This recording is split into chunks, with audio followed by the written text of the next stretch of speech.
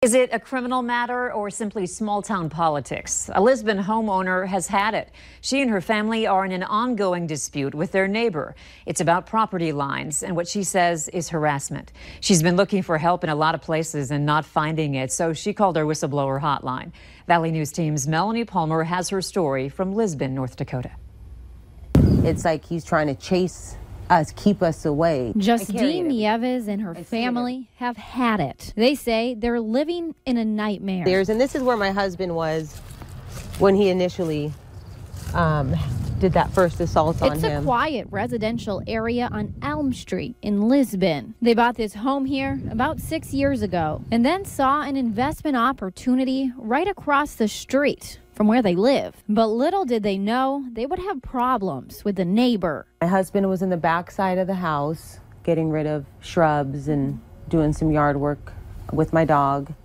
And from nowhere, with a shovel, he started throwing dirt at them, came up and just started throwing dirt, cursing at him.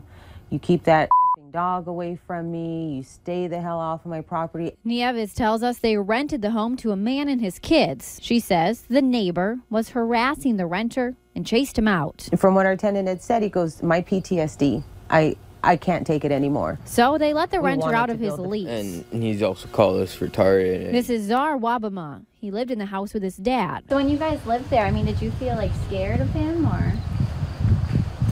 I was less scared and more pissed off. He once said that kids get off my lawn. But that's only part of the story.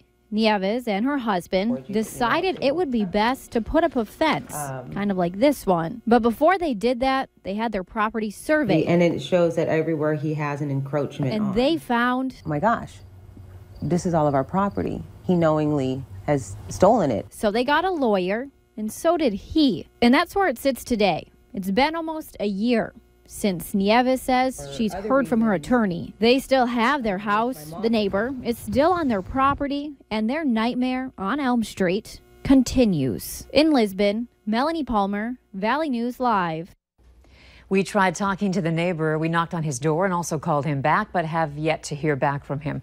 We were also wondering why the city isn't stepping in to help. City leaders tell us they're not touching it and that it's a civil matter. If you need help uncovering fraud and corruption,